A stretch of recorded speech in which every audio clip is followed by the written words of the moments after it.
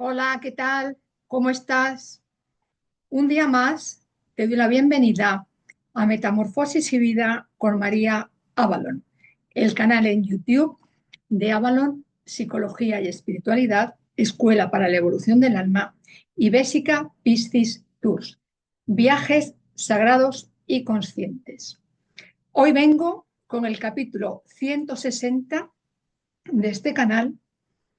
Forma parte de los misterios femeninos en la Torá, mujeres y arquetipos del árbol de la vida y el pueblo de Israel, y está dedicado a Yochebed y Batia, las dos madres de Mosé Rabén. ¿Quiénes eran estas mujeres, estas dos madres de ese líder, de ese libertador, de ese Mashiach de su tiempo? Lo voy a contar hoy. Es posible que ya las conozcas, es posible que no, porque como suele suceder, se conoce más al vástago que a quien lo gestó, concibió, alumbró y crió. Y que en este caso ese vástago fue cuidado, criado, educado por dos madres.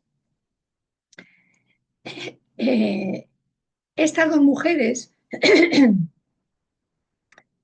que encarnaron hace más de 3.000 años, que vivieron en ese espacio que conocemos como Egipto, el Egipto dorado, que ya sabemos que luego se petrificó, como sucedió antes con otras humanidades, como también sucedió después. Estamos saliendo de esa petrificación y estas dos mujeres ejercieron un papel imprescindible en la vida de ese hombre, en la vida de Mosé Rabeno, como ha pasado con tantos otros. Esas dos mujeres forman parte de dos linajes, dos culturas, dos pueblos, dos sabidurías, dos modos de relacionarse con Dios, porque sí, en Egipto la gente también se relacionaba con Dios, porque relacionarse con Dios no es exclusividad de ningún pueblo, es de todos los pueblos. Que luego haya gente de esos pueblos que se salga, que coquetee con no Dios, que coquetee con la no luz, que coquetee con el ocultamiento de la luz, completamente de acuerdo. Sin embargo, la luz de esa fuente de la que todo emana, le llamemos como le llamemos, es para absolutamente todos los pueblos y desde luego también el egipcio. Dos mujeres que también representan dos identidades, dos idiosincrasias, y todo esto doble, tiene que ver con la vida de este hombre, Moshe Rabenu. Ya le dediqué un capítulo, si recuerdo bien, el número 106 de este canal. Y no solamente en su vida personal, sino también en su misión. Porque sin ellas, también gracias a su hermana, Miriam, y gracias a su esposa, si fuera 4 mujeres, sin ellas, este hombre no hubiera podido realizar lo que vino a realizar, que en parte fue venir con el recuerdo, porque en su tiempo ya se estaba bastante en la amnesia, pues como está sucediendo ahora, y vino a recordar el camino de la liberación, el camino de la justicia, el camino de la paz, el camino de la conexión permanente con la divinidad y las constantes bendiciones que se desprenden de todo eso, porque en su tiempo esto se estaba empezando a olvidar. Y aunque en principio vino para activar este recuerdo, para abrir esa puerta de la memoria para el pueblo al que pertenecía, también se trasladó ese recuerdo de ese camino a las gentes que convivían con los israelitas y por supuesto también en Egipto. Unos siglos después nació otro que también vino a refrescar la memoria, que también estuvo siempre rodeado de mujeres y que también, sin esas mujeres que lo acompañaron, no hubiera podido realizar su propósito. Para mí, tengo claro que esos dos hombres son la misma esencia encarnada en distintos momentos del tiempo con distintos vestidos físicos. Y desde luego, estas dos mujeres, Yochebed y Batia, pues también son las mismas que encarnaron después en acompañamiento a ese otro hombre.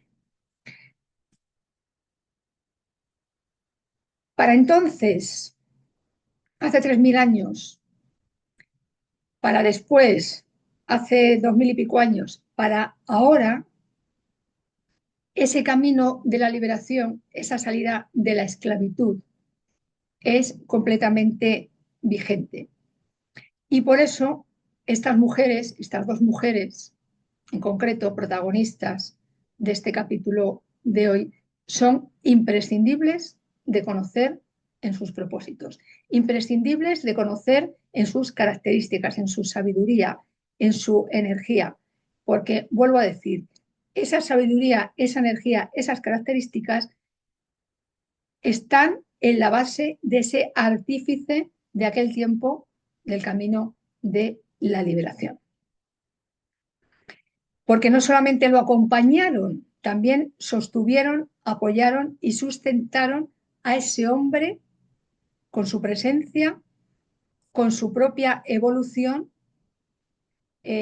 para que pudiera realizar todo lo que hizo. Y que todo eso que hizo pues tenía que ver también con la redención.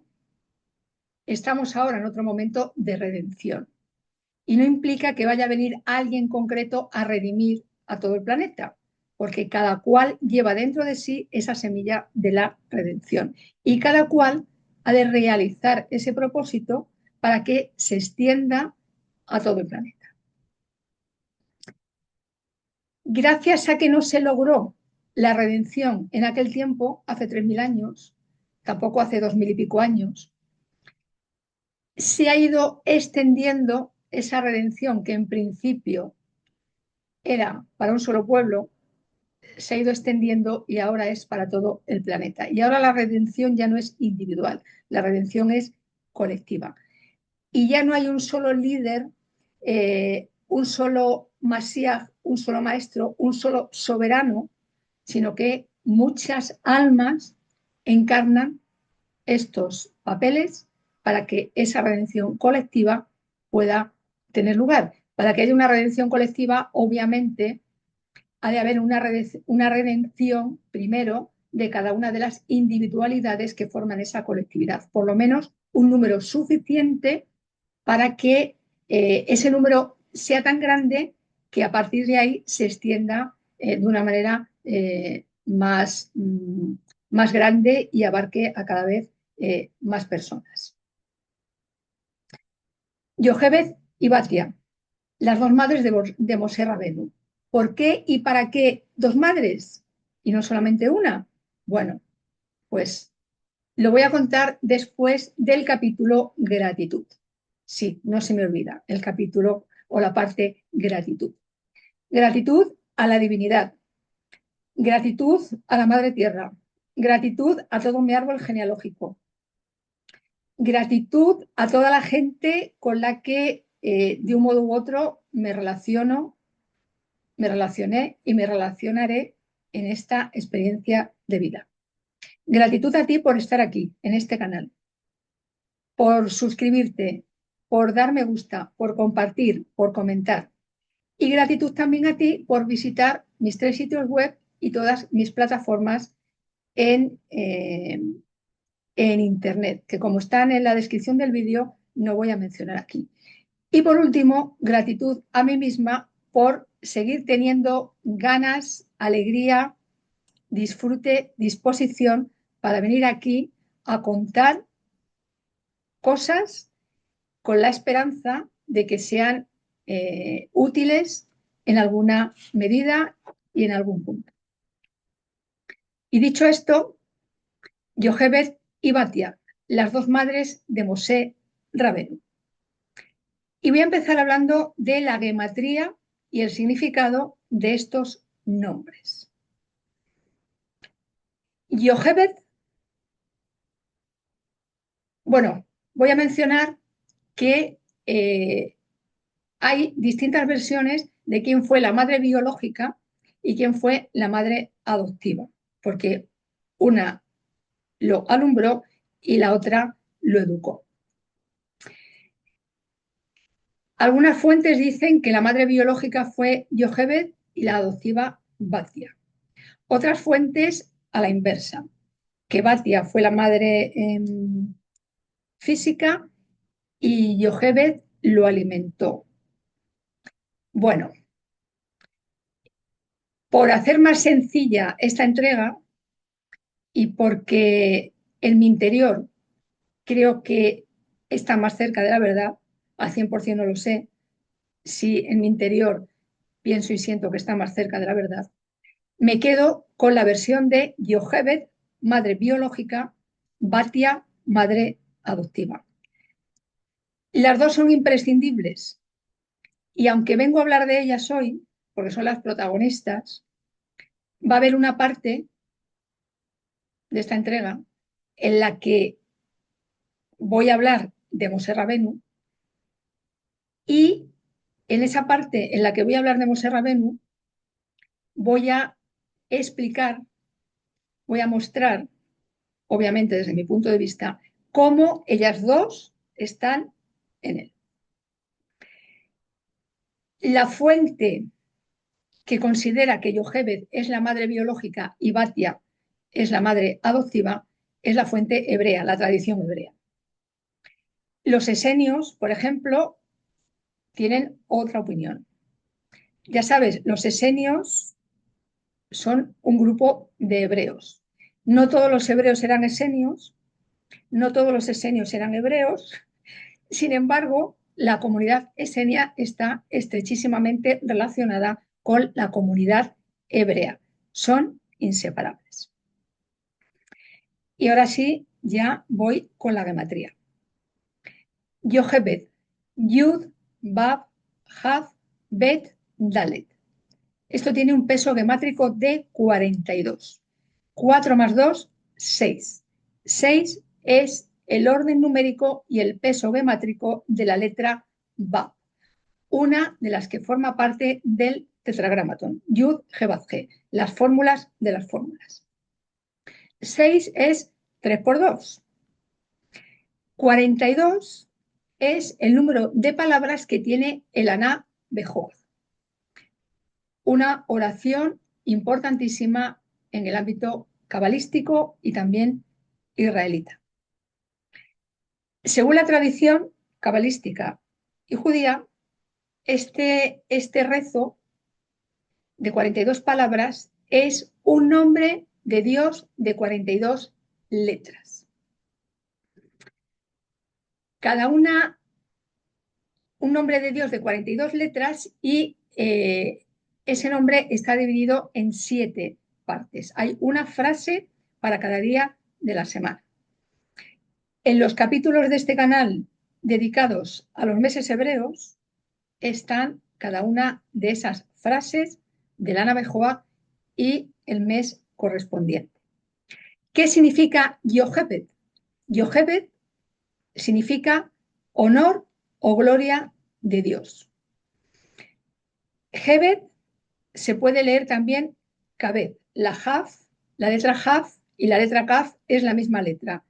Según en qué contexto, se lee Kaf como si fuera la K o se lee Haf como si fuera la J del castellano. Así que si cambiamos Hebed por Kabed, Kabed significa gloria, significa honor. Y las letras Yo, la Yud y la O, que es una Vav, Yud Vav es la mitad masculina del tetragramatón. De manera que, como el tetragramatón representa a Dios, es uno de los nombres de Dios, medio tetragramatón sería como decir medio Dios. ¿Y qué es medio Dios? La parte masculina de Dios. Las dos Hei del tetragramatón forman la otra mitad de Dios, la parte femenina de la divinidad. Porque si solamente hay masculino, no. Si solamente hay masculino, tampoco. Ha de haber energía femenina y energía masculina, y erogamizadas, juntitas, en buena relación la una con la otra. Si no, no hay Dios, ni arriba, ni abajo, ni en el medio. Así que Yochebed, gloria de Dios, honor de Dios. Batia. Batia está formado por Bet, Tav, Yud y Hei. Esto tiene una gematría de 417, que si lo reducimos se queda en 12. La letra número 12 del alefato es la letra Lamed, que tiene una gematría de 30 y es la inicial de la palabra Lev, corazón. La última letra de la Torá es la Lamed, que empieza precisamente por la letra Bet. 12 es 2 Vav, porque como Vav vale 6, 6 más 6, 12. Así que 12 está formado por 2 Vav. Por supuesto, podemos llegar al 12 con otras combinaciones de letras. Y 12 es 3 por 4. Y hay otro nombre de Dios en el judaísmo y en la Kabbalah, que es el nombre de 12 letras. ¿Qué significa Batia? Batia significa hija de Dios, porque Bat en hebreo significa hija. Ya, Yud, A, Hei, o I, A, Hei, que en hebreo es, y me acabo de perder, la Yud Hei es un nombre de Dios en Jodma. Jodma es la esfera de la sabiduría. Así que Batia, Bat, la hija de Ya, hija de Dios. Y nombrando el 6, el 12, el 30, 30 le quitamos el 0, es 3. Nos encontramos una vez más con 3, 6, 9. Los códigos de la creación.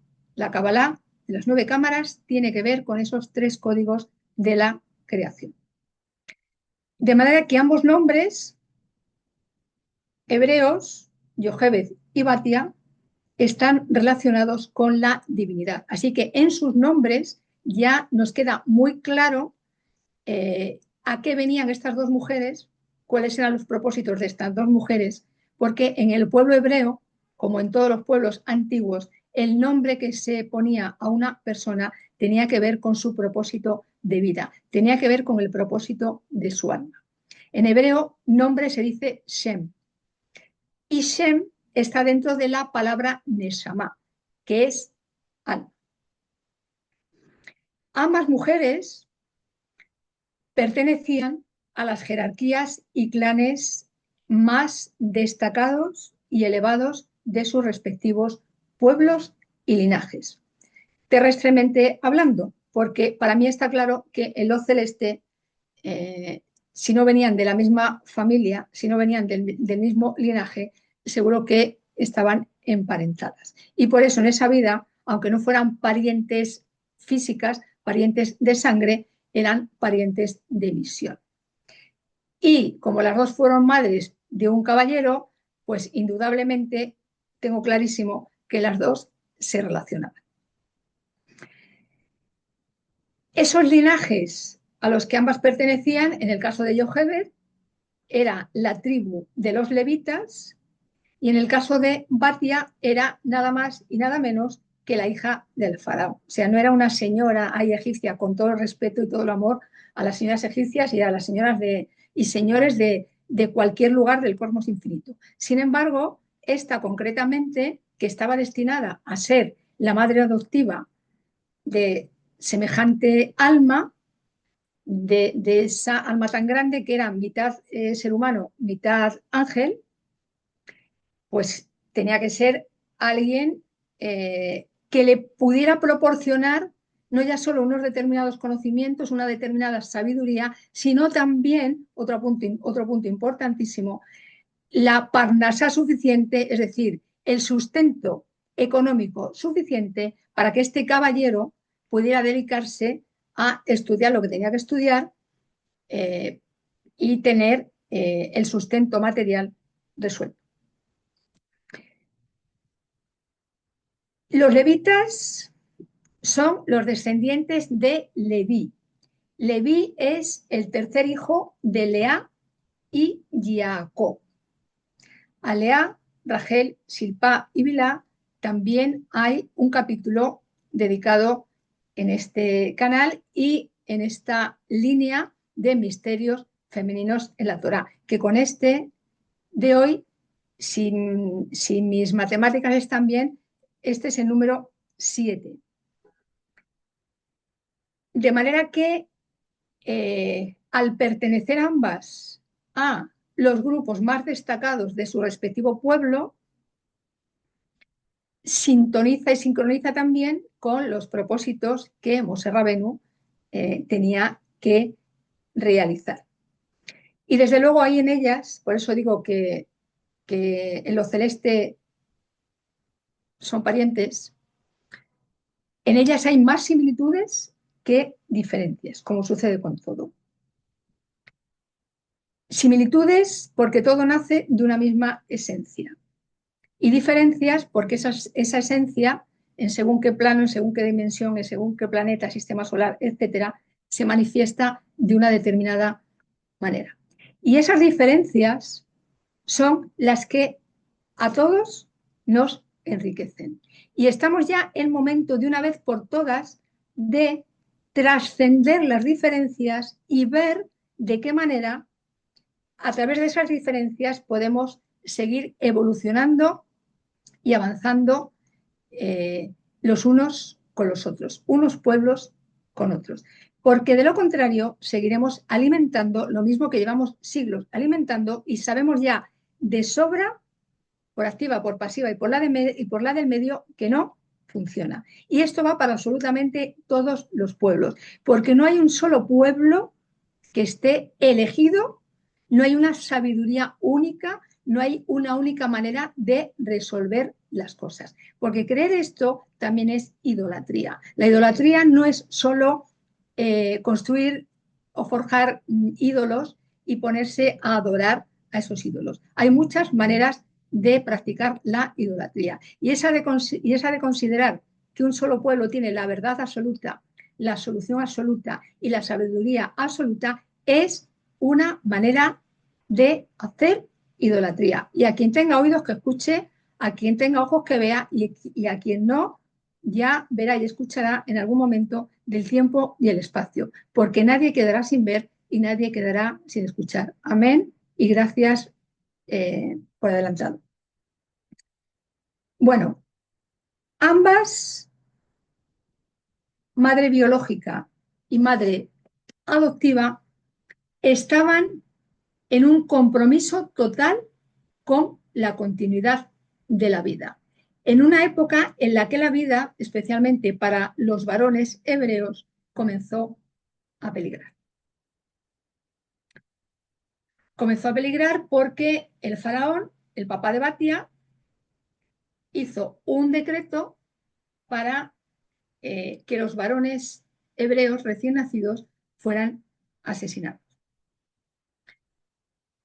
Mosé hubiera corrido también con ese destino, sin embargo, no sucedió así.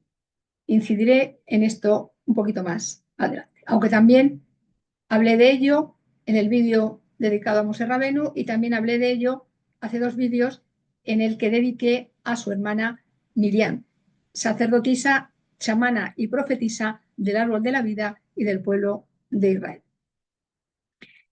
Y voy ahora a centrarme un poco más en Yochebed, la madre hebrea y biológica de Moshe Rabenu.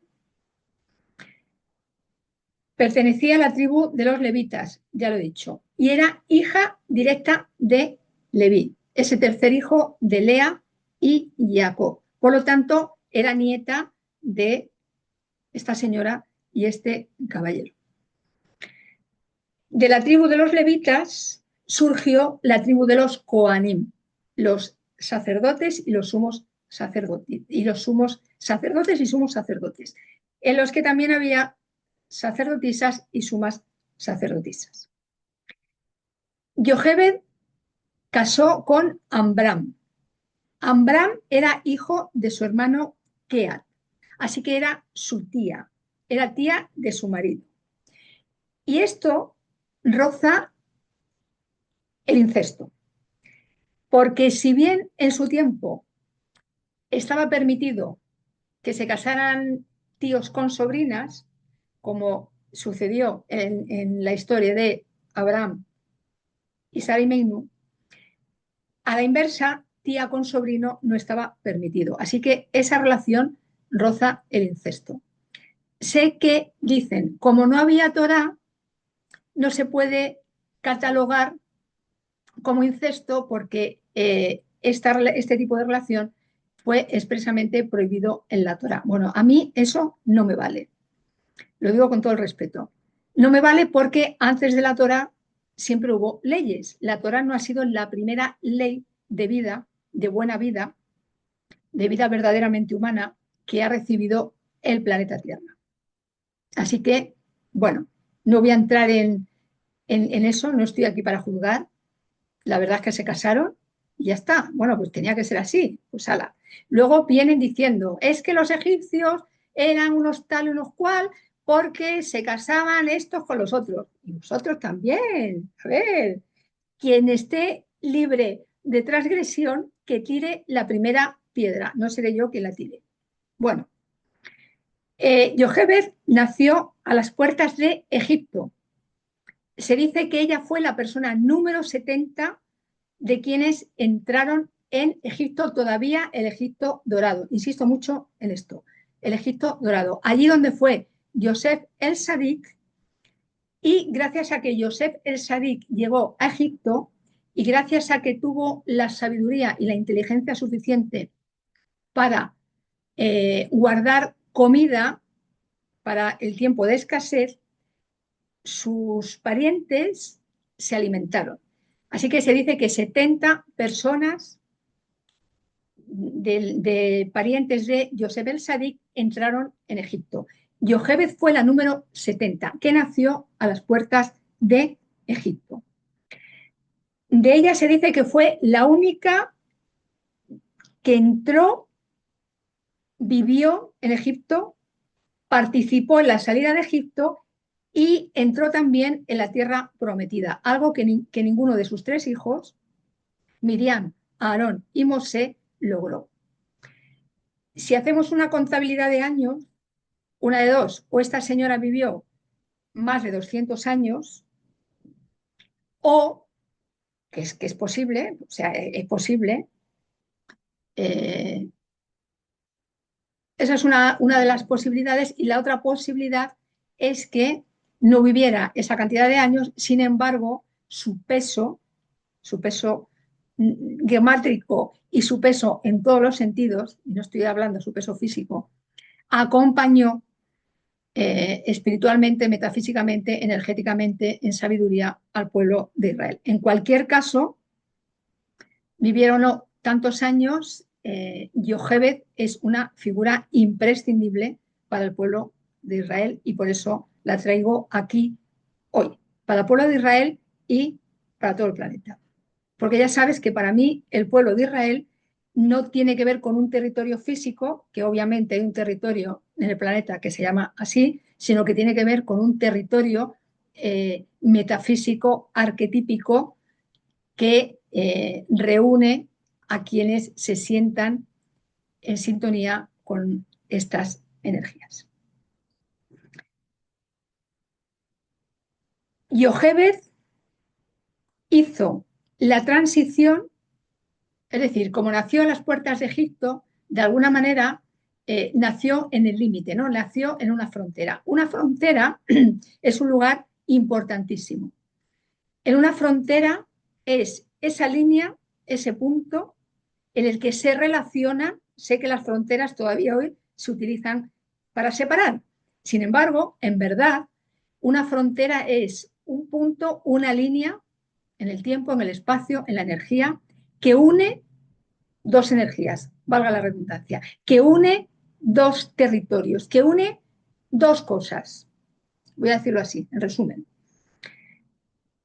En todo lo que hay en una frontera, al unir dos territorios, al unir dos energías, está uniendo un antes y un después. Y por supuesto, la frontera que es el hoy, ayer, hoy, mañana.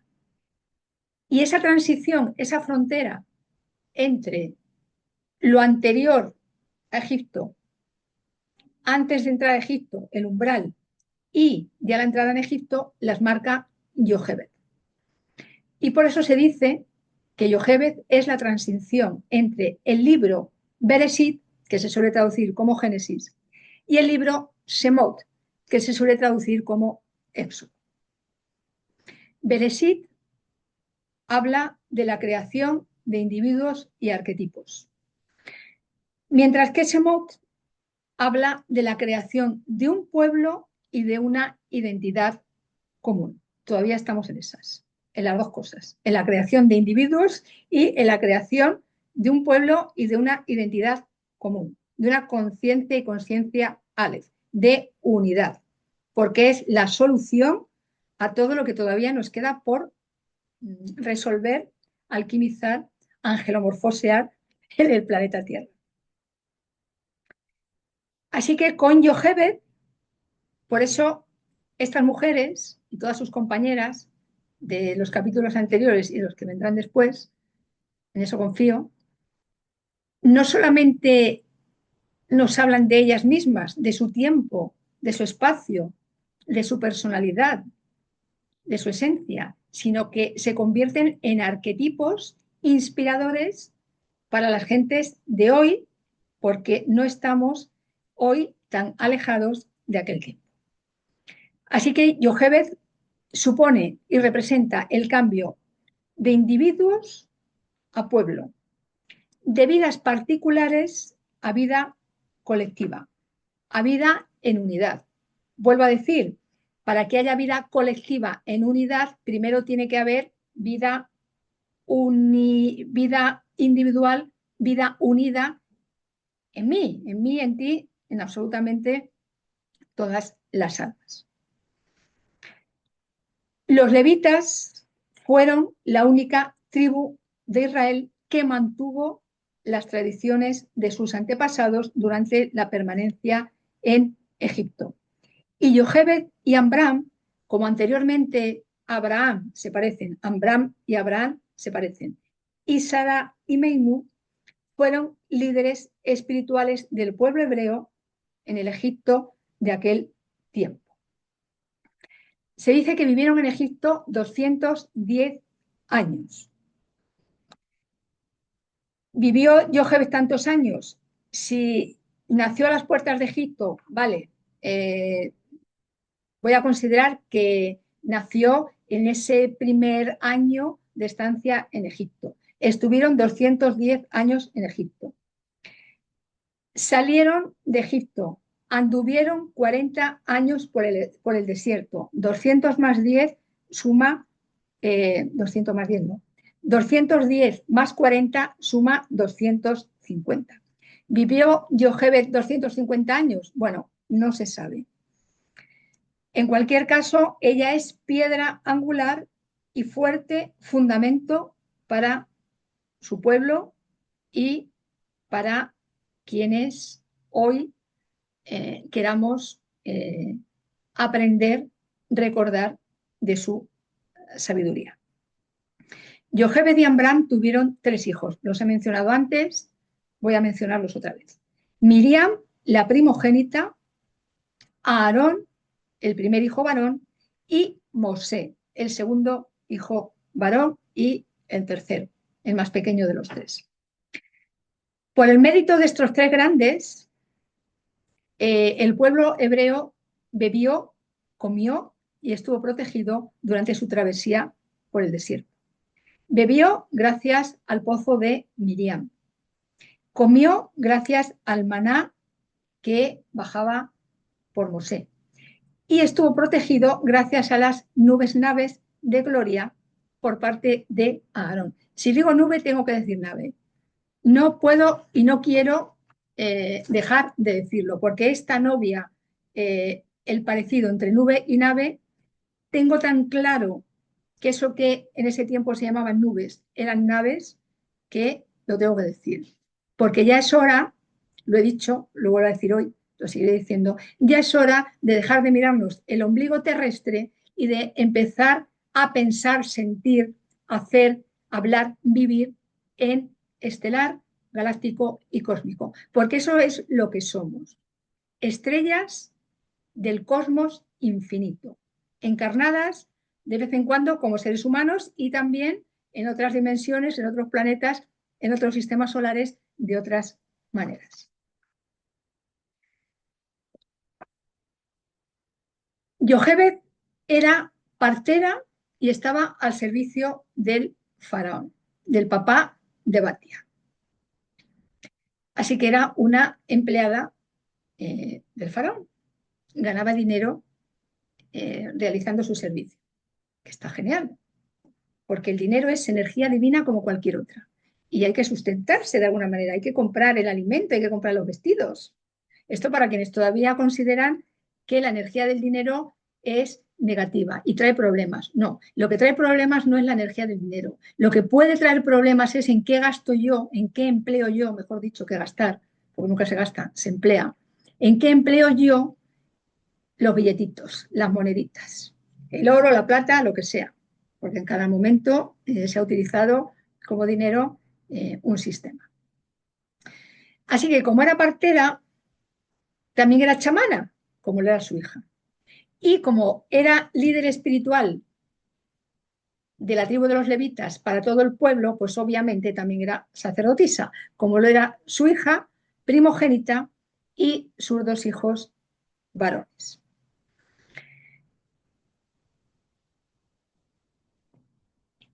Miriam heredó de su progenitora todo lo que sabía en relación con ser partera, con ser chamana y con ser sacerdotisa. Y sin lugar a dudas, madre e hija conocían a Batia, la otra madre de Mosé, hija del faraón egipcio que por una profecía ordenó matar a todos los recién nacidos hebreos. Orden que unos siglos después, Herodes I, nombrado rey de Judea por el Senado romano, ese que creó eso que todavía mucha gente se cree que es una religión, pues ese Senado romano que nombró a Herodes I rey de Judea, ese señor, con una profecía que también le habían dicho, también promulgó otra ley para eliminar no ya solo a los varones hebreos recién nacidos, lo hizo más grande, a todos los niños varones menores de 2 años, porque esa profecía había anunciado que no solamente nacería un Mashiach en el pueblo de Israel, como sucedió con el faraón, sino que además esa segunda profecía añadía que también un rey para el pueblo de Israel. Y realmente así fue, porque ese que su propio pueblo no considera Mashiach de su tiempo, no considera libertador de su tiempo y que para quienes le siguen, muchos tampoco consideran, no quieren ni oír hablar de que era judío, pues también era rey. Por supuesto, este segundo, Yeshua de Nazaret, que no solamente era libertador, que no solamente era Mashiach, que no solamente era Sadik, maestro, etcétera, sino que también estaba destinado a ser rey. Procedía del linaje del rey David. Y estas señoras de las que estoy hablando hoy son anteriores al rey David, porque hay toda una línea que los emparenta a todos terrestremente hablando. Y a quien no le guste, que envíe un fax, un correo, un WhatsApp o lo que considere oportuno a la divinidad y que reclame. Yo me limito a decir el mensaje.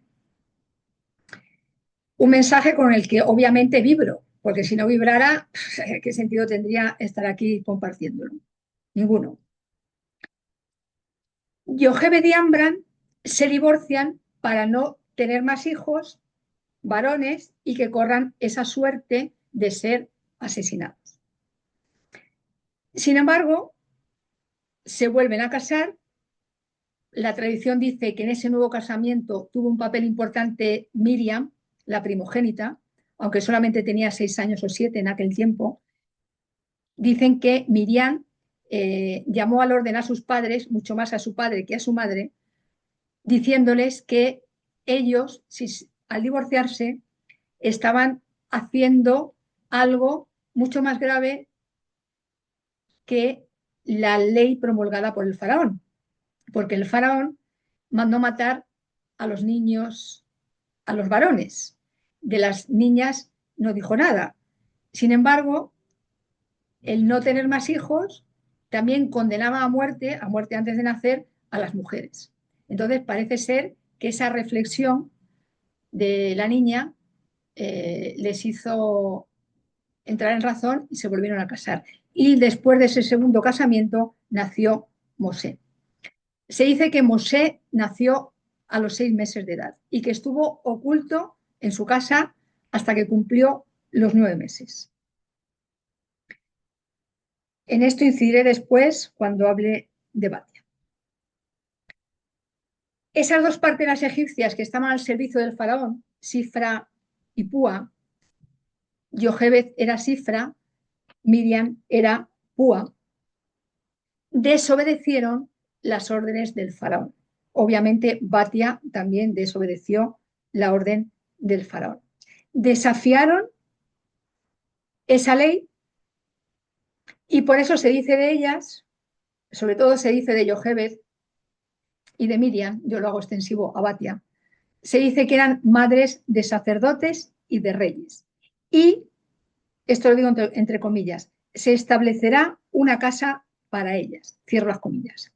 ¿De qué casa se trata? Pues obviamente de la casa de Israel. Esa casa de Israel que Lea, Rachel, Silpá y Bilá gestaron en primer lugar. En el capítulo 153 hablo de de estas 4 mujeres, de estas 4 madres arquetípicas de la casa de Israel. Yochebed, Miriam y Batia siguieron esa línea de la continuación de la vida. Porque Miriam también fue madre y Batia también llegó a ser madre. Resulta que Yochebed nombró a su hijo con 7 nombres.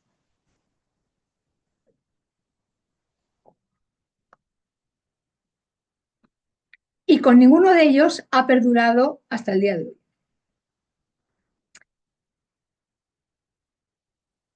Cada uno de esos nombres contenía un significado y contenía un propósito concretos, como era costumbre, vuelvo a recordar, en los pueblos antiguos. Voy a mencionar esos 7 nombres, no voy a mencionar los significados, eso lo dejo como tarea particular para quien quiera saber el significado y el propósito de cada uno de esos nombres. Y que son los siguientes: Yeret, Abigdor, Geber, Abí Sojo, Yocutiel, Abí Sanoach, Tubiá, Ben Eviatar y por último Leví, que era la tribu a la que pertenecía. Mosé estuvo 3 meses con sus padres esperando a que cumplieran los 9 meses. Esto, si realmente fue así, es algo insólito, porque en aquel tiempo no había incubadoras, por lo menos como las de ahora. Aunque quizás, como nuestros antepasados nos llevaban ventaja en muchísimas cosas, aunque no tuvieran la tecnología que tenemos hoy, pues es posible que hubiera otros medios para que ese bebé se mantuviera con vida de los 6 meses a los 9 meses. En cualquier caso, 3, 6, 9, otra vez nos lleva a las frecuencias de la creación más allá que los eventos físicos. Y ahora entra en escena Batia, la madre egipcia y adoptiva de Moshe Rabén. La primera mención que se hace de Batia se encuentra en la Torá, que no la llama Batia, simplemente dice de ella la princesa egipcia, hija de Faraón. Luego, en Dibrei Hayamín, traducido por Crónicas, ya se la nombra como Batia. Ya no se habla de ella de manera anónima, sino que ya se la nombra con su nombre, con el nombre con el que ha sido conocida después. Resulta que una vez que Mosé había cumplido los 9 meses, ya no podían seguirlo ocultando durante más tiempo.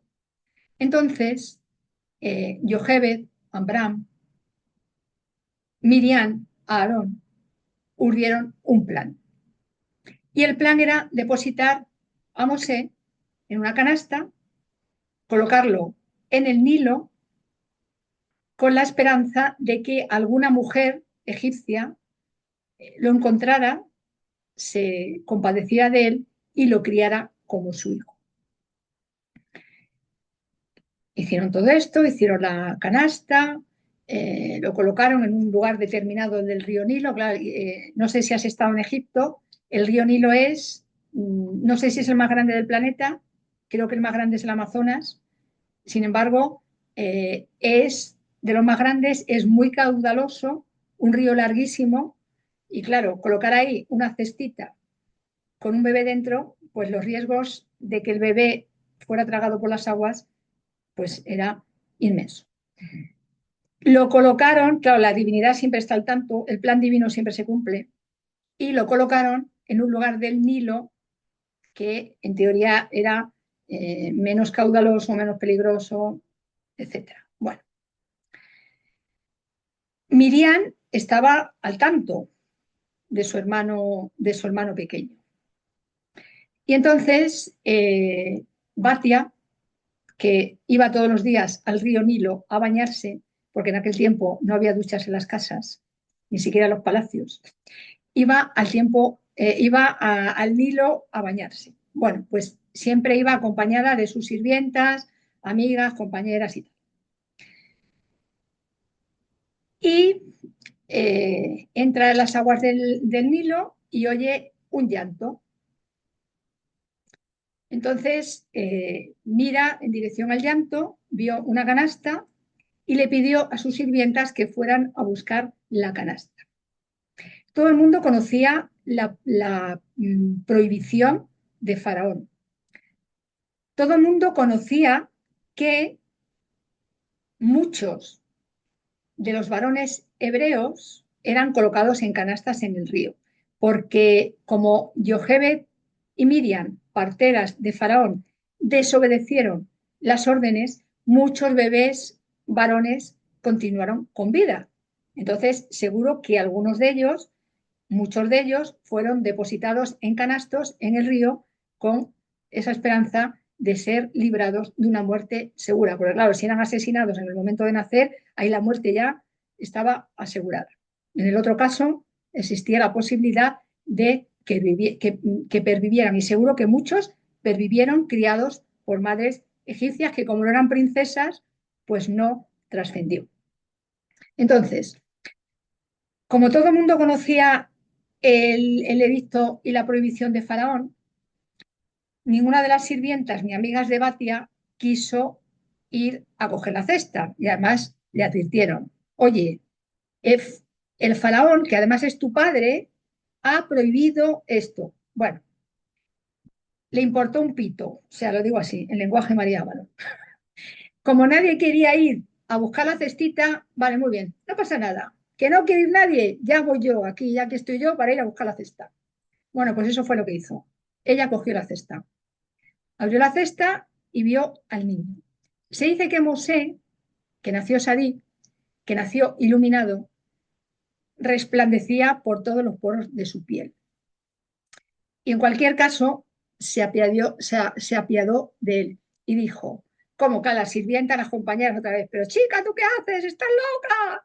Que tu padre te va a echar del palacio, no sé qué, no sé cuántas. Bueno, Bueno, sí, sí, sí, vale, vale, muy bien. Ya veremos, a ver. Ya me las arreglaré yo con mi padre. Todo esto sería lo que yo haría, lo que yo hubiera hecho si fuera Batia, que desde luego no lo fue. Entonces, no, no, un bebé no pudo morir. O sea, tuvo muy claro, por eso el compromiso con la vida, igual que Jochebed, igual que Miriam, un bebé no puede morir. Y este me lo he encontrado yo, me lo han puesto aquí delante y obviamente yo me tengo que llevar este niño a mi casa. Bueno, pues así pasó. Se fue con el niño a su casa. O sea, estaba desafiando la ley de la máxima autoridad, el faraón, y estaba desafiando las leyes familiares de su padre. Felizmente, mucha gente hacemos esto. Nos saltamos las leyes de nuestros padres porque es que si no la vida no evolucionaría. Y mucha gente también, mucho más valiente, se salta leyes injustas, por supuesto, que son las que hay que saltarse para que la vida continúe, para que la vida evolucione, para que la vida avance y haya cambios a favor del bien de cada vez más gente. Bueno, pues obviamente todo el mundo en Palacio sabía que el niño era hebreo, porque a los niños egipcios no los ponían en cestas en el Nilo. Punto número uno. Punto número dos. Considerando que Jochebed era la madre de Mosé, Batia no había estado embarazada. Así que estaba claro de dónde venía ese niño. Y punto número tres. Por si acaso a alguien le quedaba alguna duda, Batia lo llamó Mosé, que no es el nombre que le puso su madre. Su madre le puso 7 nombres, los acabo de decir. Su madre no le puso Mosé, Mosé se lo puso Batia. Y Mosé, que es un nombre de origen egipcio, significa nada más y nada menos que lo saqué del agua. O sea que las intenciones de Batia estaban más claras que claras. ¿Eh? Para que nadie tenga dudas de dónde ha salido este niño. Por si alguien tiene duda, ya estoy yo aquí para confirmarlo. Lo saqué del agua. Y precisamente con ese nombre, lo saqué del agua, perdura hasta hoy y no con los 7 que le puso su madre biológica. Y como todo es perfecto, esos 7 nombres que le puso su madre biológica, obviamente, también están incluidos en los propósitos, los cometidos y la misión que este gran hombre, esta gran alma realizó.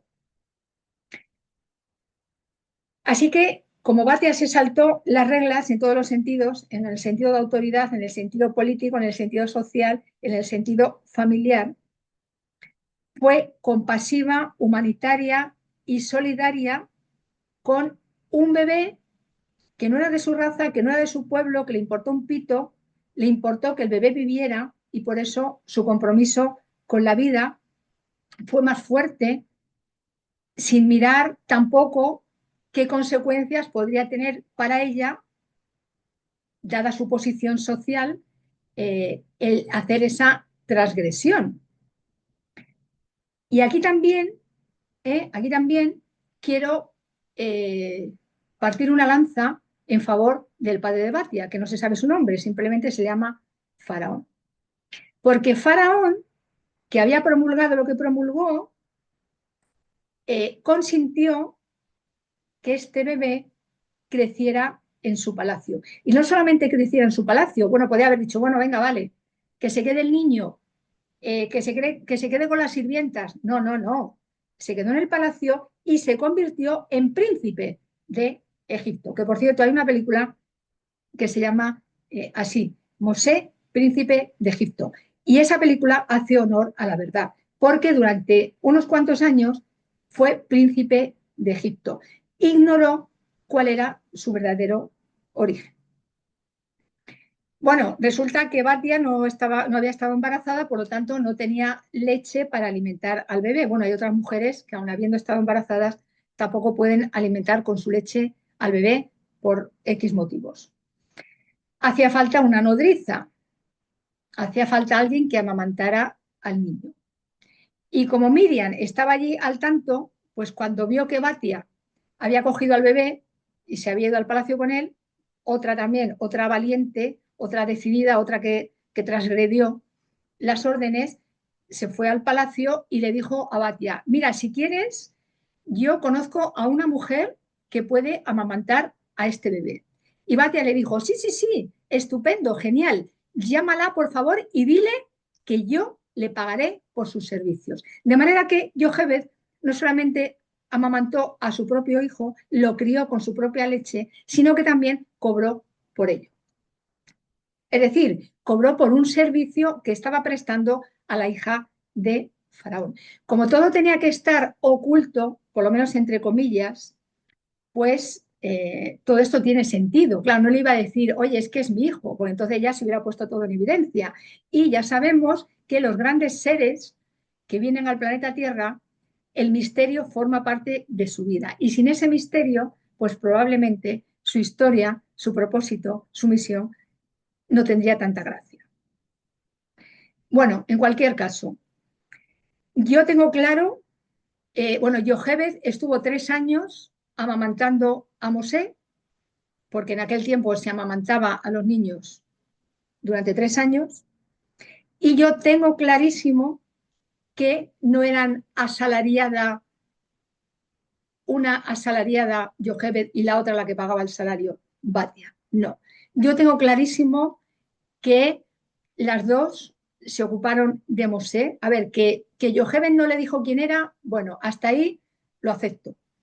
Sin embargo, que las dos se relacionaron, lo tengo clarísimo. Y por eso tengo clarísimo que si Jochebed y Batia tuvieron una relación más que de alguien que presta un servicio y alguien que lo paga, Miriam exactamente lo mismo. Y por eso, en el capítulo que dediqué a Miriam, digo de ella lo que sabía de la cultura egipcia, que seguro que Jochebed también. Y ahora viene la parte en la que voy a hablar de dónde y cómo Jochebed y Batia están en Mosé Rabén. Mosé, como ser humano, como personaje, como arquetipo, es la síntesis de conocimiento antiguo y de conocimiento inspirado. Ese conocimiento antiguo, esa gnosis primigenia, esa sabiduría perenne, como la llamaba Schopenhauer, esa Sod Chokhmah, como se llamaba la Kabbalah antes de llamarse Kabbalah, era tanto de Egipto como de Israel. Primero de Egipto, porque se formó como príncipe de Egipto. Y segundo, como israelita cuando supo que provenía del pueblo israelita. Y entre medias, los años que pasó en el desierto, que también le dieron muchísimo conocimiento y muchísima inspiración. Ese conocimiento inspirado viene de la conexión y la unión con Dios a Dios, más la Ruach HaKodesh, la Santa Inspiración, más la Nebuá, la profecía. De manera que Mosé era el tercer hijo de sus padres, el tercer hermano, el tercero entre Jochebed y Batia. Allí donde hay un 3, hay una síntesis de dos polos. Y el 3 es el tercer polo, que como algo nuevo surge de la unión armoniosa y equilibrada de esas dos polaridades, incluyéndolas y trascendiéndolas. Por eso Mosé es una síntesis de muchas cosas. Y en primer lugar y sobre todo, de Batia y de Jochebed y de Batia.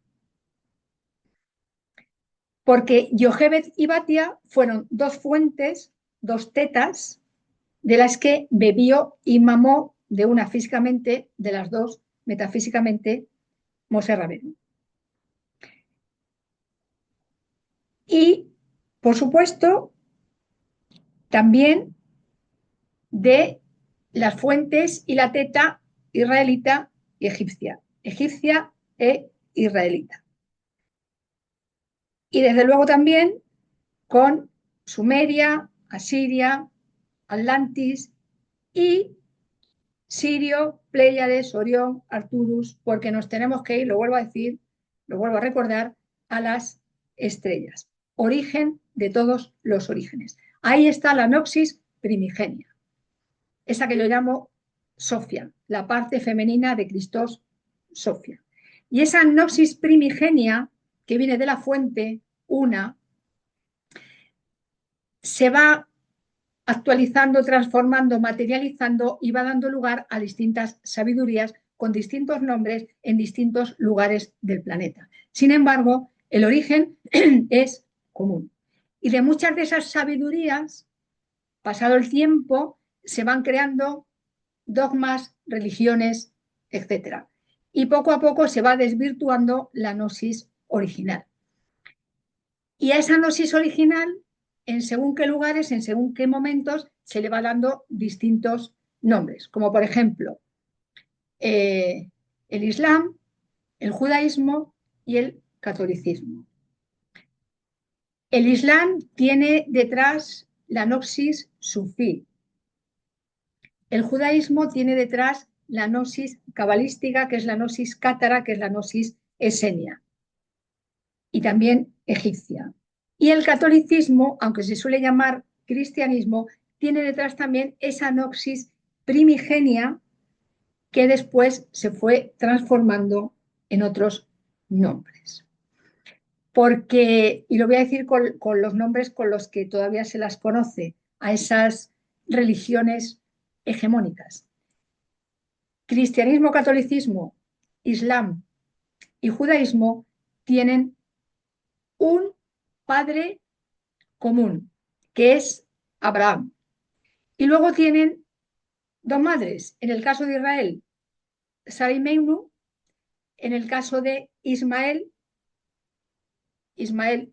Islam, ismaelitas son los árabes, Agar, gran matriarca también, gran matriarca. De ella, a través de Ismael, nacieron 12 tribus ismaelitas, porque también hay 12 tribus ismaelitas, no solamente 12 tribus israelitas.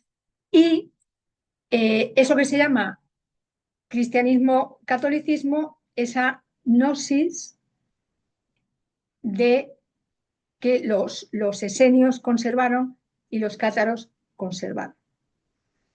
Así que Mosé es una síntesis de todo esto que obviamente, pasado el tiempo, se fue llamando de otra manera, se fue actualizando, se fue adaptando a los lugares en los que esa gnosis primigenia se sembró, se extendió y a día de hoy se sigue sembrando y extendiendo. El papel principal de Mosé Rabenu era ser líder, redentor, rey y Mashiach de su tiempo.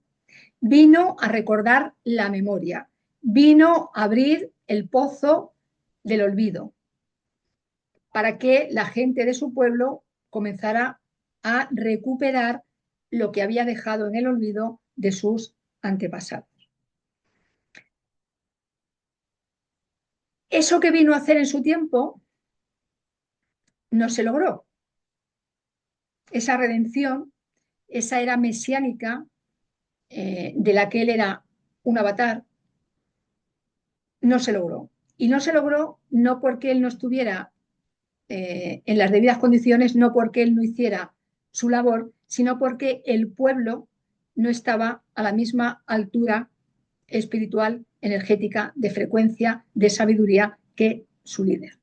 Para que un líder tenga éxito, a quienes lidera, sus compañeros a quienes guía, porque eso es un líder, un guía, tienen que estar en la misma sintonía, si no, es imposible. Insisto, un líder verdadero, un líder carismático, un líder de verdad, porque el otro tipo de líderes, esos sí, pero es que esos no guían, esos gobiernan, esos dominan, esos manipulan. Eso ya no es un liderazgo natural. Porque un líder natural, un líder carismático, que todo el mundo reconoce como líder, y no porque haya se echen unos papelitos ahí y salga elegido por la mayoría, ¿no? O sea, es que está tan claro que el líder que hasta las piedras del camino, con todo el respeto, amo a las piedras, se dan cuenta, mira, ahí va un líder, y hablan entre ellas las piedras, mira, ahí va un líder. Así que esto es así. Un líder es un servidor, no un siervo, no un servil, no alguien que viene a servirse de sus congéneres, no, es alguien que viene a servir a sus congéneres, es alguien que viene a servir a la vida. Y servir a la vida es ni más ni menos que ser útil a la vida. Y para hacer ese papel, un líder natural, un servidor, tiene que tener amplitud de miras, tiene que tener una perspectiva amplia, tiene que tener muchísimas cualidades, en las que no voy a entrar porque eso ya haría falta un capítulo entero. Y todo eso, ¿cómo se desarrolla? Pues a base de conocimientos muy distintos. Y también a base de desarrollar la capacidad de encontrar los puntos en común que hay en esos conocimientos distintos, que hay en esas razas distintas, que hay en esos pueblos distintos. Y ser capaz de ver, como ya mencioné antes, las similitudes y luego ser capaz de encontrar la manera de hierogamizar las diferencias. Porque las diferencias, lo vuelvo a decir, nos enriquecen mutuamente, nos benefician. Y eso es lo que hemos de buscar, el beneficio común, el bien mayor. Y un líder, con su ejemplo, con su alquimia, con su angelomorfosis, con su transformación continua, es una inspiración para las gentes que le rodean. Y por eso es redentor, salvador, Mesías de sí, y al hacerlo consigo está mostrando el camino de cómo el resto lo puede hacer. Porque no hay absolutamente nada que solamente puede hacer un solo ser. Todos los seres pueden hacer lo mismo, de manera distinta, con su propia idiosincrasia, claro, porque no somos clones, somos originales. Sin embargo, sí que podemos, y nos viene muy bien, inspirarnos unos en otros. Y eso es lo que hace un líder, eso es lo que hace un Mashiach, eso es lo que hace un libertador, alguien que viene a recordar el camino para hacer todo eso. Y que no solamente viene a recordarlo, sino que también lo enseña. Por eso también es un maestro. Y por eso las vidas de Mosé y las vidas de Yeshua se parecen tanto. Y también la vida de Arturo Pendragón y también la vida de Siddhartha Gautama se parecen tanto. Distintos momentos del tiempo, distintos lugares del espacio, con el mismo mensaje para que sea renovado, escuchado, recordado y todas las gentes de cada tiempo tengan y de cada espacio tengan la oportunidad de recordar lo que son y empezar a manifestarlo en su vida cotidiana, donde quiera que vivan. Porque da igual si tienes el pelo verde, los ojos amarillos y el trasero azul turquesa, si has nacido mujer o si has nacido hombre, si eres de Sevilla, de Madrid, de Sebastopol o de Júpiter. Eso es temporal, eso es superficial y accesorio, con toda la significación que tiene. Lo importante es recordar la esencia. Eso es lo que cuenta y eso es lo que queda cuando hay una canción que termina así. Cuando la gente se va, ¿qué es lo que queda? Su esencia. ¿Qué es lo que queda? Lo que ha hecho. Eso es lo que queda. En sus descendientes quedan los registros acásicos del planeta, los registros acásicos universales, queda grabado en todo, porque nada absolutamente se pierde, nada desaparece. Así que, según el Talmud, y esto en relación con Yochebed, una sola mujer alumbró a 60 rebabot. ¿Qué significa rebabot? Rebabot significa 60 veces 10. 60 veces 10 es 600.000. ¿600.000 qué? 600.000 almas. Así que se dice de Yocheved, yo lo hago extensivo a Miriam y a Batia, que de una sola mujer nacieron 600.000 almas. Obviamente no en lo físico. Lo voy a explicar.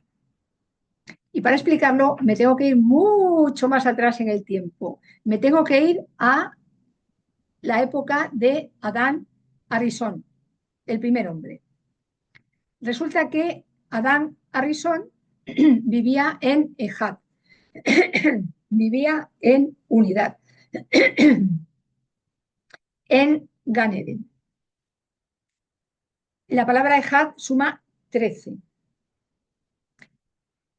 Y como vivía en unidad, vivía en Ejad, significa que todas las almas vivían en él. Él era un compendio, él, ella, porque Adán es el ella, un compendio o un conglomerado o una unión de todas las almas. Mosé representa a todo el pueblo de Israel, por lo tanto, Mosé también representa a Adán Arisón y por eso Mosé también es una representación de esas 600.000 almas que alumbró su madre Yocheved.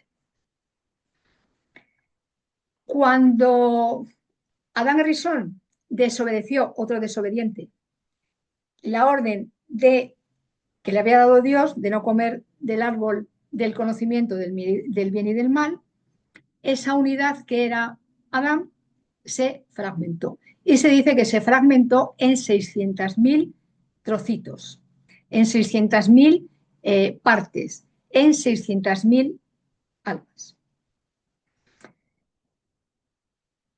Y por lo tanto, todavía estamos en recuperar el Ejad, en recuperar la unidad. Esto lo dice también el Zohar, no solamente el Talmud, también el Zohar. Se dice que de Egipto, del Egipto petrificado, salió una masa crística que estaba formada por 600.000 mujeres mayores de 20 años, 600.000 hombres mayores de 20 años. Esto, si las matemáticas no fallan, suma un total de 1.200.000 personas, a las que hay que añadir los menores de 20 años. Más o menos unos 2 millones de personas. La tradición hebrea y cabalística dice que eran más o menos 2 millones de personas israelitas. María Avalon dice que en esos 2 millones de personas no solamente había israelitas, también había gente egipcia y también había gente de otras nacionalidades. Porque entonces, como hoy, los pueblos migraban, viajaban de un país a otro. Y muchas de las gentes que querían salir de Egipto, pues tenían otra nacionalidad.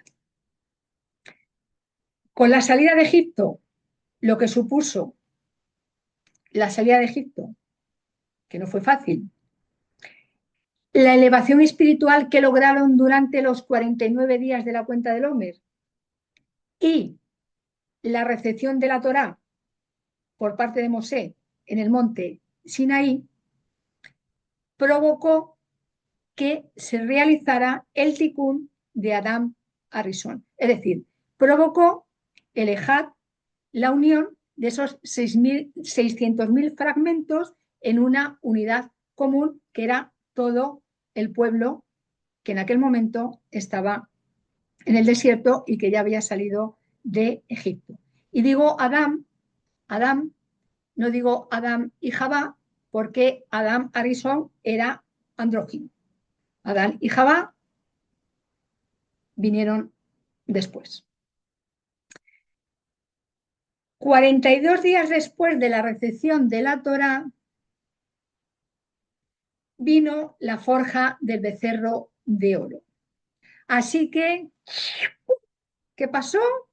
Que la vibración, la elevación, todo lo que se había conseguido de maravilloso para recibir la Torá se vino abajo. La mayoría del pueblo, obviamente no toda la gente, sí que la mayoría del pueblo volvió al nivel espiritual de energía y de frecuencia que tenían cuando estaban en Egipto. Es decir, como se dice en castellano, volvieron para atrás. Obviamente nunca se vuelve para atrás. Esto es imposible, porque la evolución siempre se da. Hay la sensación de que volvemos para atrás. Sin embargo, energéticamente sí que hubo una bajada tremenda a ese nivel que tenían en Egipto. Y todavía no hemos recuperado el nivel que estaba, el nivel en el que estaba el pueblo en el monte Sinaí cuando recibió la Torá. O sea, estamos todavía en el camino de recuperar esa frecuencia. Mosé es una frecuencia más allá de la persona, más allá del arquetipo. Es una frecuencia, una esencia masiá, una frecuencia crística. Lo tengo clarísimo. Encarnó para restaurar esa frecuencia masiá, esa frecuencia crística, esa frecuencia soberana, esa frecuencia de liderazgo, esa frecuencia de redención, como antes de él lo había hecho Akenatón, que fue el faraón Amenofis IV, y como después de él lo hizo Yeshua de Nazaret. El becerro de oro que deshizo, voy a decirlo en lenguaje 3D, el ticún de Adán Arisón, que deshizo el ticún del pueblo de Israel y que aún persiste, ese ticún,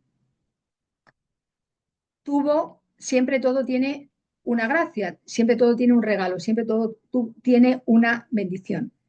Que gracias a que ese ticún, entre comillas, se deshizo, gracias a que esa era Mashiach, a que esa redención no se produjo, se ha ido haciendo extensiva no ya solo al pueblo israelita, sino a todos los pueblos del planeta. Cada cual, insisto, con su propio camino y sabiduría e idiosincrasia para llegar a esa liberación colectiva a la que estamos destinados a llegar.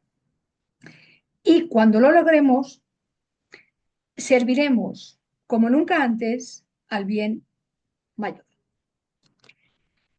Y desde luego, aunque hoy no voy a entrar en ellas, en Moshe Rabenu también están Miriam, su hermana, allá le dediqué un capítulo, hace dos, el 158, y su esposa Sífora, de quien confío poder hablar más adelante. Así que estas cuatro mujeres están presentes en Mosé, están presentes en su misión, están presentes en todo lo que realizó, fueron parte imprescindible, como también Ana, María, Miriam, Marta, muchas más estuvieron presentes en el tiempo, el propósito y la misión de Yeshua de Nazaret, y como unos cuantos siglos después, muchas otras estuvieron acompañando a otro hombre, Arturo, como su madre, Igrein, Morgana, etcétera, Damas del Lago, todas ellas, en ese propósito, porque la energía masculina, si no está sostenida, cercada, rodeada por la energía femenina, no puede realizar sus tareas. Y ahora estamos en otro momento en el que la energía femenina está manifestándose de nuevo con mucha más fuerza que antes, para que ya, vuelvo a decir, colectivamente, hagamos esa redención para que esa energía masculina sagrada actúe como ha de actuar y siga estando magnetizada, sostenida, apoyada por la energía femenina. Porque ahora ya hay muchas almas que tienen la semilla de la redención, de la soberanía, de la era mesiánica, de la salvación, del ticún, para sí y para compartir. Muchas de las almas todavía no lo saben. Algunas que ya lo saben no lo ejercen, por los motivos que sean. Otras lo saben y lo ejercen para favorecer el camino de otros. Y unas cuartas lo saben y lo ejercen para favorecer su propio camino, porque son conscientes de que lo colectivo cambia cuando cambia primero lo individual. Y muchas individualidades juntas cambiando provocan el cambio más colectivo y más general.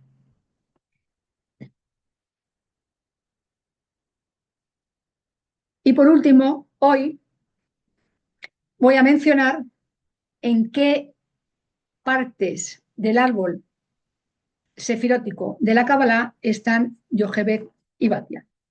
Este es el árbol que yo sigo, que yo utilizo.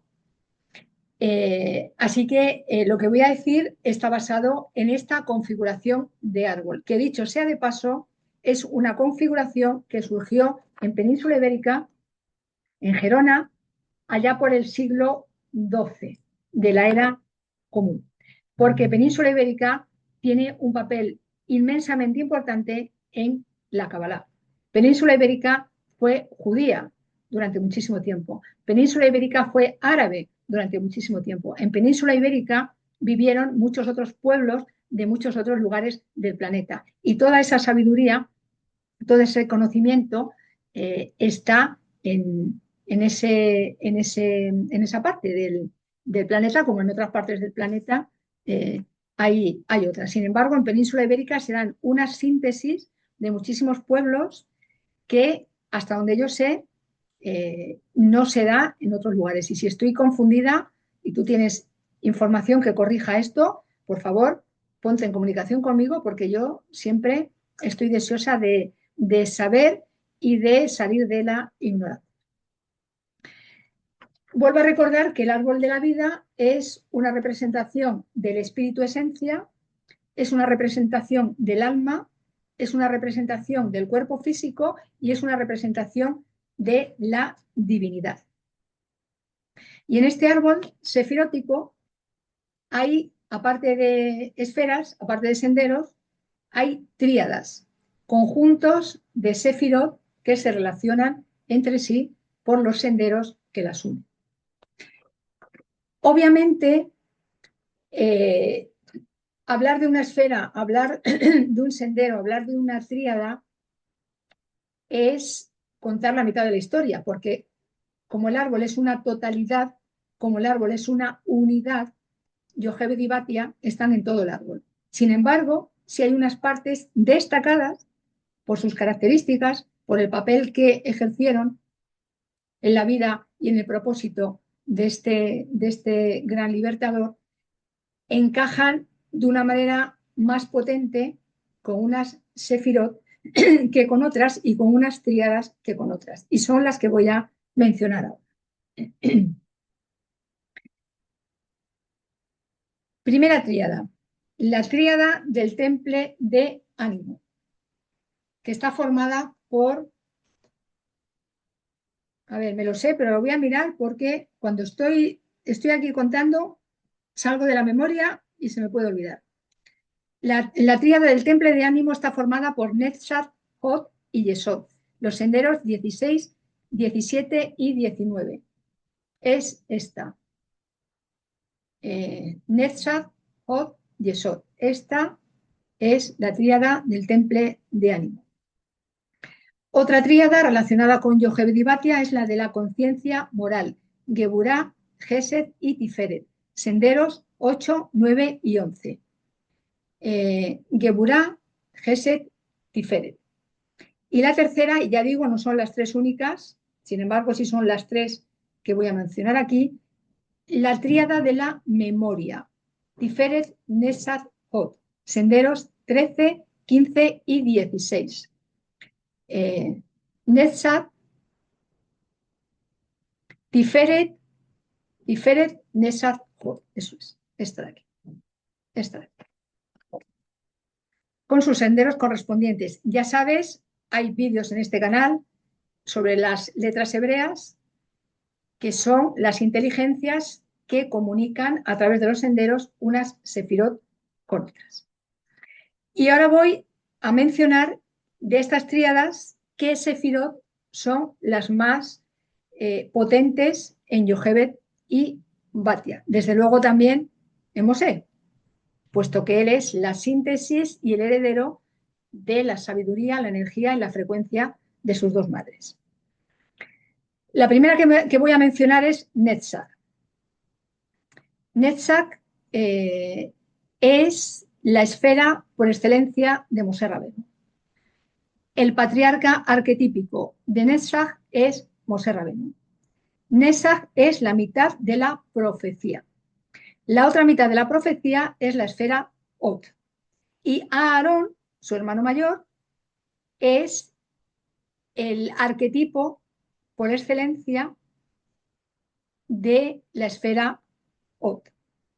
Por supuesto, Miriam participa de las dos, era profetisa, así que participa de las dos, participa de Netzach, participa de Ot, y me atrevo a decir que tanto Yochebed como Batia también participan de Netzach, de Ot y de la profecía. Y si me equivoco, ya me corregirá alguien o algo. Netzach significa victoria, significa eternidad y está relacionada con las emociones y los sentimientos, es decir, con el elemento agua. Resulta que hay otro patriarca que también se relaciona con la esfera Netzach. Se trata de Noah, que también está relacionado con las aguas y que también está relacionado con un arca. Noah, el arca de Noah y el diluvio. Agua y arca. Agua y contenedor. El arca, por supuesto, para mí también, entre otras cosas, es una nave espacial.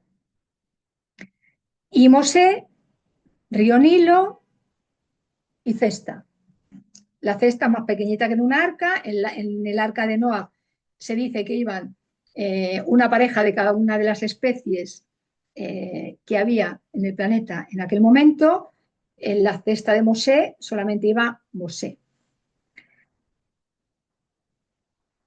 Se dice que Noah en parte es la reencarnación de Jebel, traducido al castellano Abel. Y se dice también que Mosé en parte es la reencarnación de Noah.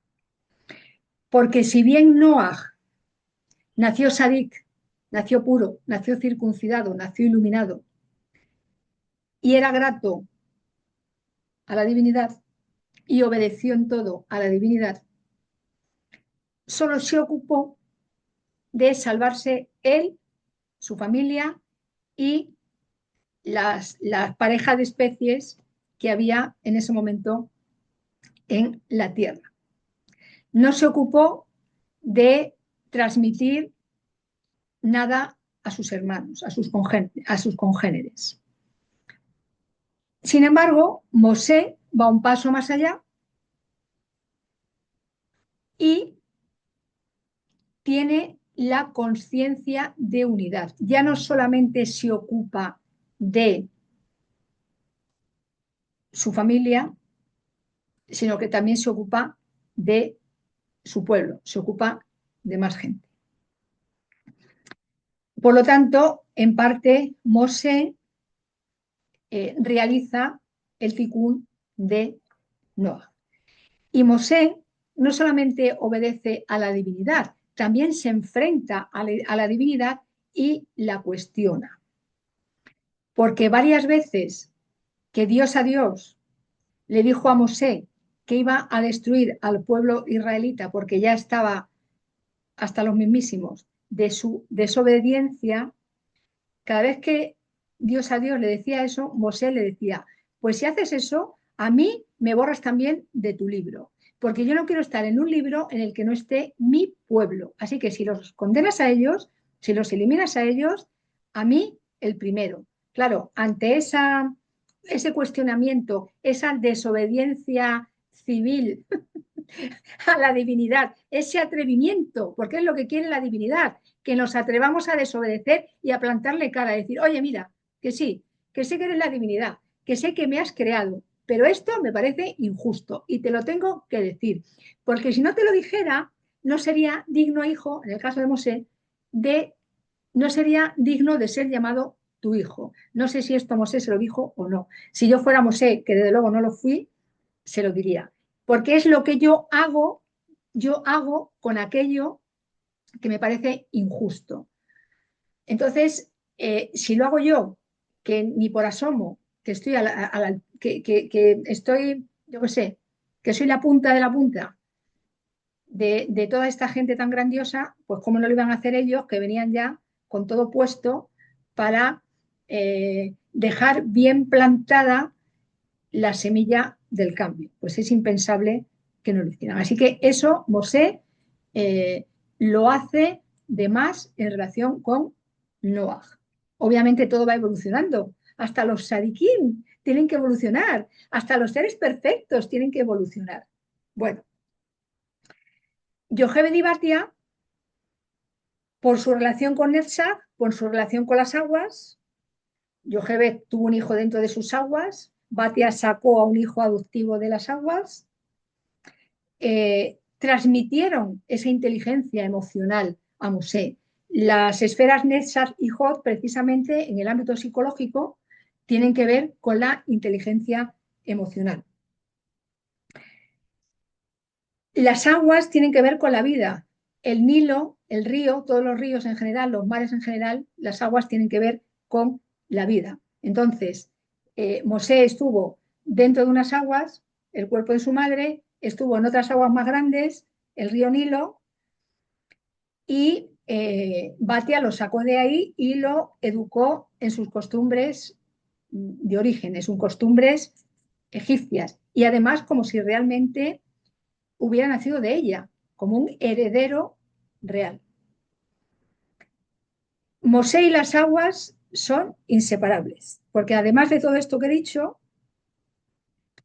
eh, aprendió a dominar sus aguas emocionales, sus sentimientos, su impulsividad.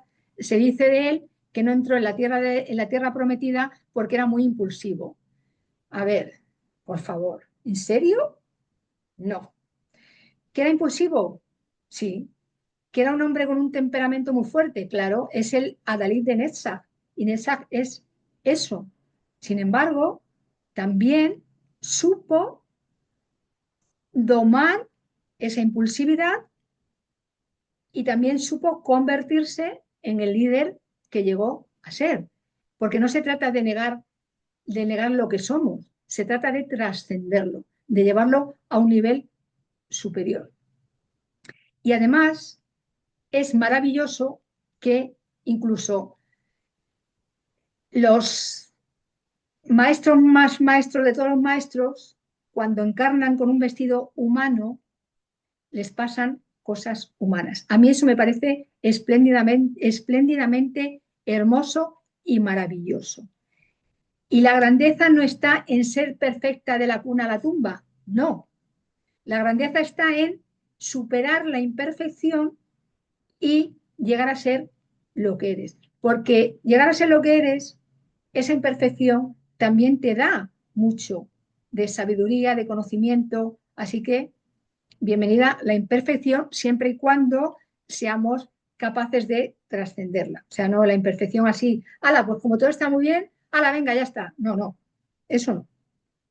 Bueno, pues como digo, Mosé y las aguas son inseparables. porque además abrió en dos el mar de los Juncos. Además se dice que sacó a Sífora, su esposa, de un pozo, de manera que no podemos hablar de Mosé sin hablar de Nesac, sin hablar de las aguas. En el ámbito judío se sigue practicando la mikvé, el baño ritual. Y desde luego, si hay alguien que hizo una mikvé descomunal, ese fue Mosé Rabenu, porque fue puesto en un cestito en uno de los ríos más grandes del planeta, un río muy profundo, muy caudaloso. Así que entró en ese agua, entró con unos nombres, los que le había puesto su madre, con una identidad, con un determinado tipo de vida, y cuando fue sacado de ahí por Batia, que le puso el nombre que le puso, lo saqué del agua, le dio otra identidad, le dio otra oportunidad de vida, le dio una vida distinta. Así que hizo una gran mitzvah, que seguro que hizo muchas otras a lo largo de su vida. Todo esto supone renovación, porque una mikvé es una renovación, una purificación. ¿Para qué? Para quitarnos todo aquello que todavía estorba a la luz que somos y estamos en condiciones de llegar a ser. Y Netzach también tiene que ver con el sacrificio. Sacrificar es hacer sagrado. Y en el caso de Mosé, ¿qué fue lo que sacrificó? Mosé, y eso lo tiene que hacer un líder, un servidor, en la medida que sea, tiene que sacrificar su vida en un porcentaje, tiene que sacrificar sus propios deseos para poder servir al bien mayor.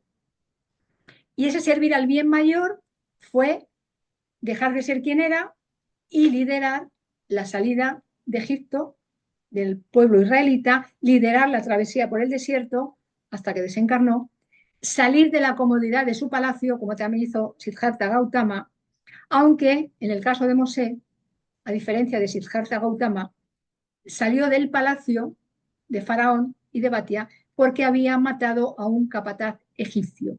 Ese capataz egipcio había agredido a un hebreo. Y ahí fue donde le salió, que todavía no sabía que era hebreo, ahí le salió la impronta hebrea y mató al capataz egipcio para defender a un hermano suyo.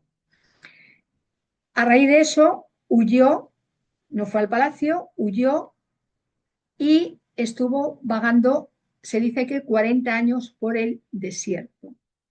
En esa travesía por el desierto, que dicho sea de paso, en Egipto, en el Egipto dorado, el desierto es el símbolo del elemento fuego. En ese desierto fraguó su conexión con la divinidad, que luego le llevó a tener conocimiento inspirado. Así que tenía los conocimientos que había adquirido en Egipto, más el conocimiento inspirado que fue desarrollando por su vida en el desierto. Y luego, cuando ya supo dónde había nacido, el conocimiento de sus antepasados. Así que casi nada lo que este señor llevaba de conocimiento, de herramientas, de tecnología para poder ser quien fue y poder hacer lo que hizo. Otra sefirá en la que están Yochebed y Batia. Geburá, la sefirá de la fuerza, la sefirá del rigor, la sefirá de los límites. Una sefirá que también da determinación, valentía, coraje, desobediencia a una ley injusta y atrevimiento, sin lugar a dudas. Yochebed y Batia son Geburá, no Geburá pura, porque la Geburá pura sería solamente rigor, sin embargo, tenían una Geburá muy bien puesta, como se suele decir en el país en el que yo nací. Desde luego también Gesed, la pareja de Geburá es Gesed. Geburá, Gesed. Porque Gesed, que es la sefirá de la bondad, también implica compasión, implica amor al prójimo, implica justicia, implica solidaridad, piedad. Ambas se apiadaron de la vida. Yochebed, como su hija Miriam, de la vida de los bebés varones hebreos, que no los mataban.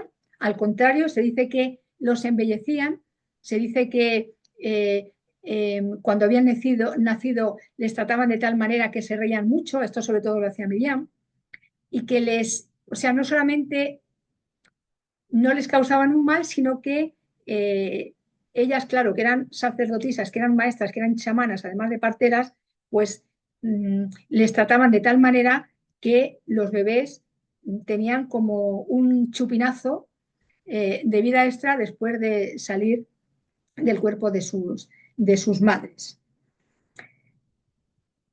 Tiferet y Yesod. El compromiso con la vida, de nuevo, está en Tiferet y Yesod. Y también el compromiso con la verdad, porque Tiferet también es la esfera de la verdad. En Tiferet y Yesod vemos el paso de la luna-edad, Yesod, a la sol-edad, Tiferet. Vemos la transformación de un sadik, Yesod, en un rey soberano y líder capaz de guiar a un pueblo con equilibrio, sabiduría, justicia y paz, Tiferet. Más allá de sus deseos personales, más allá de su vida y en servicio al bien mayor.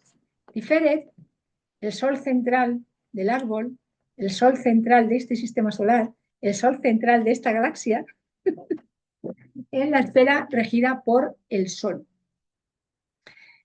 Mientras que Yesod es la esfera regida por la luna y en general por todo el campo astral.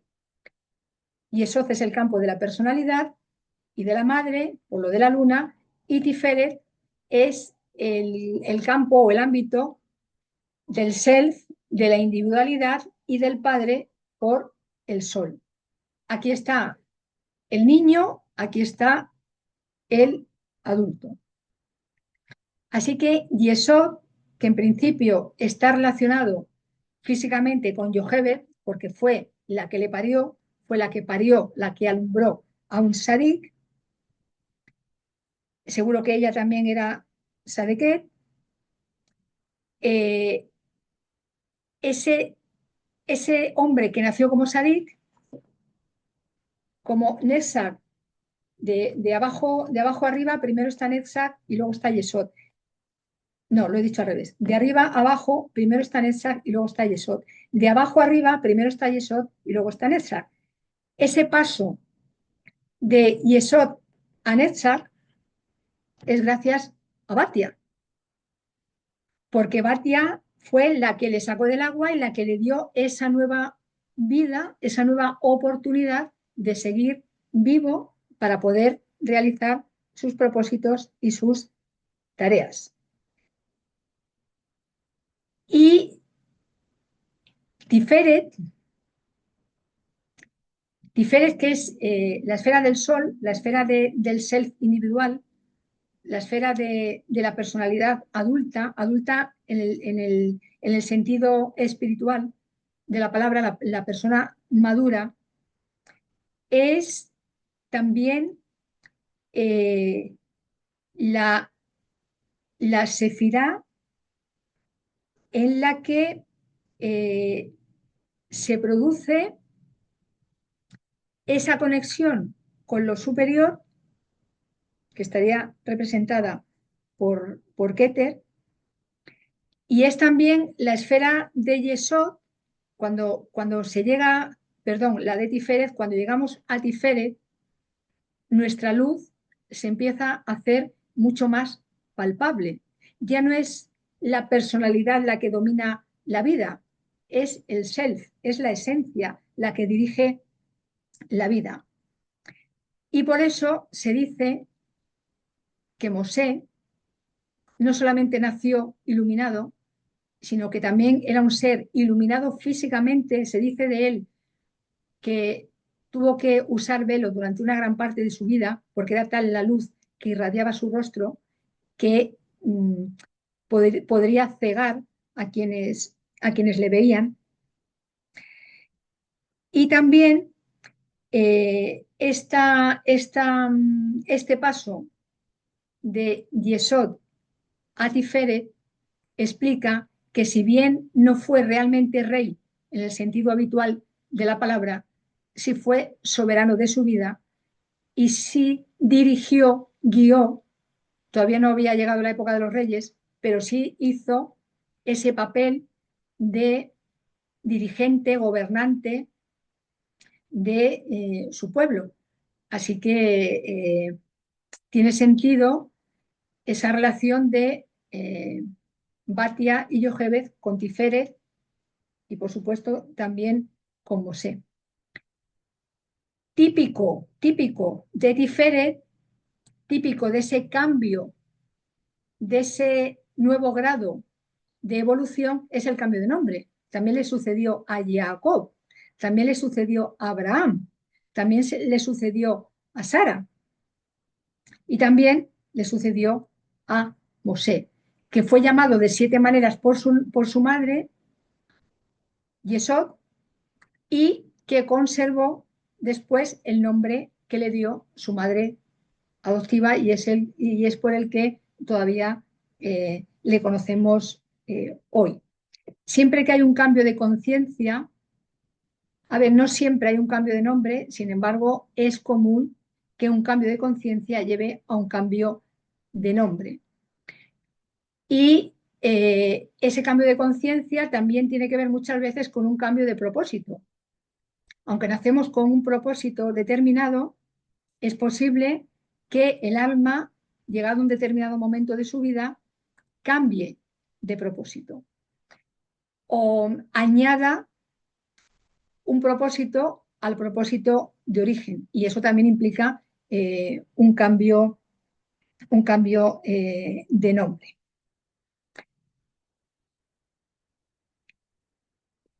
Yesod, que es la luna de alguna manera oculta al sol. La personalidad terrestre, hasta que hacemos el cambio de marcha, oculta al ser individual. Y eso pasó también en la vida de Mosé. Su madre biológica, Yochebed, quedó oculta, aunque le crió, aunque le amamantó, aunque estoy segura que se relacionó con él más allá de los 3 años, él no supo que era su madre hasta mucho tiempo después. Entonces, todo esto también nos va dando eso tan típico en los líderes y en mucha gente que a veces desconocen su origen y han de averiguar cuál es su origen para poder comprender de una manera mucho más completa quiénes son, para qué les ha sucedido todo lo que les ha sucedido a lo largo de la vida y para qué encarnaron en el planeta Tierra en cada experiencia de vida. Y para terminar, quiero mencionar algo que también me parece de especial trascendencia en relación con, sobre todo con Yochebed, con Batia, también con Mosé, y también con esas otras mujeres que unos siglos después acompañaron a ese otro hombre y ese otro hombre, Yeshua, en esa supuesta, digo supuesta porque no fue tal, esa supuesta última cena con sus discípulos y sus parientes más cercanos, eh, hizo algo que venía de mucho antes. Por eso insisto tanto en decir que sus enseñanzas eran continuidad de esa noxis primigenia que se desarrolló de una manera particular en Israel, que era heredera de tantas otras, que posteriormente los esenios conservaron, que posteriormente los cátaros conservaron y que gracias a todas esas conservas, no en lata, no en frasco, han llegado vivas y coleando hasta nuestros días. ¿Y qué es eso que quiero mencionar? El lavado de pies que Yeshua hizo a toda la gente que estaba presente en esa supuesta, lo vuelvo a decir, última cena en Jerusalén. En el tabernáculo, mientras el pueblo israelita iba por el desierto y que todavía no tenían templo físico, habitaban en tiendas, como Jacob, se dice que de Jacob era un hombre que habitaba en tiendas, mientras que Esaf, su hermano mellizo, era cazador. Bueno, pues en una de esas tiendas se hizo de templo. Y en esa tienda que hizo de templo había un tabernáculo. En ese tabernáculo solamente podían entrar los Coanim. Los Coanim es esa parte de los levitas que tenían esa tarea de sacerdocio. Por cierto, Israel, que es el común, la mayoría del pueblo hace referencia al Nefes. Los levitas, una casta, un grupo más destacado, hace referencia al Ruach. Y los Kohanim, todavía un grupo más destacado dentro de los levitas, hacen referencia a la Neshama, 3 de los niveles del alma que según la Kabbalah tiene el alma humana. Hay un capítulo en este canal en el que hablo de esos 5 niveles del alma humana de acuerdo con la Kabbalah. Bueno, pues los Kohanim, que eran los únicos que podían entrar en el tabernáculo, antes de eso se tenían que lavar, se tenían que purificar, sobre todo de pies y manos. ¿Y quiénes les lavaban los pies y las manos? Los levitas que no eran Kohanim. De manera que vemos cómo ese lavado de pies que hizo Yeshua, claro, lo que pasa es que Yeshua no lo hizo con los Kohanim. Yeshua, que claro, todos los avatares que van naciendo van añadiendo un punto más. Yeshua lo hizo con la gente común, con sus discípulos y con sus familiares. Y lo de común lo digo porque sus familiares y él también son de alto linaje.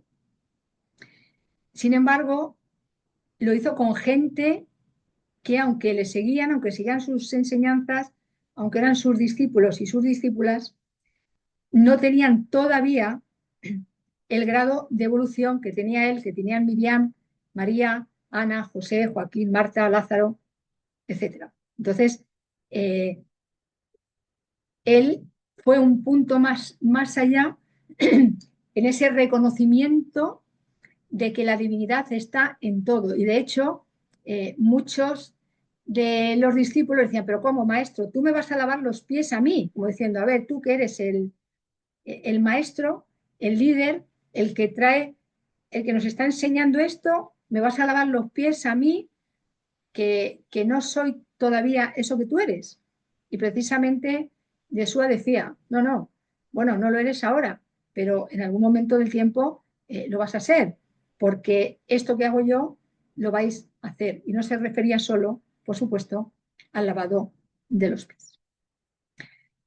Y de ahí que yo vea tantas similitudes en la vida de estos dos hombres y tantas similitudes en la vida de estas dos mujeres, Yochebed y Batia, con otras que vinieron después de ellas. Hasta aquí hoy este capítulo de los misterios femeninos en la Torá sobre Yochebed y Batia, las dos madres de Mosé Rabenu, de bendita memoria los tres. Gracias por tu atención y nos vemos, Cristos y Sofía, mediante en una próxima entrega. Nos amo infinitamente. Bendiciones, amor, unidad y una gran paz. Hasta luego.